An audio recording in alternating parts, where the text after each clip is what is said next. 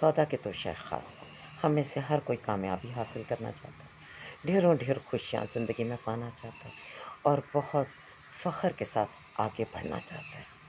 لیکن ضرورت اس بات کی ہے کہ ہماری کامیابی کسی کے لیے ناکامی کے گڑھے کھودتے ہوئے نہ ہو۔ ہمیں عزت نہیں چاہیے جو دوسروں کو بے عزت کر کے ملے۔ ہمیں ایسا آگے نہیں بڑھنا جس کے لیے ہمیں کئی لوگوں کو راستے میں گرانا یا پٹکھانا پڑے۔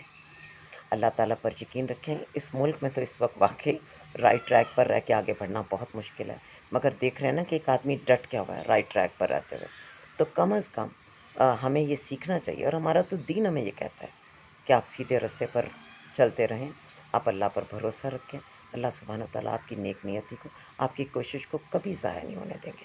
ہم سیدھے راستوں پر چل کر بھی بہت کچھ پا سکتے ہیں، اور چلیے مان لیا ہمیں لگتا ہے کہ ہم نے کچھ کم پایا، تو کیا فرق پڑتا ہے؟ تھوڑا ہے نا، لیکن اس کے ساتھ دل پہ بوجھ نہیں ہے، اس کے ساتھ آپ کی آخرت جو ہے وہ خطرے میں نہیں ہے۔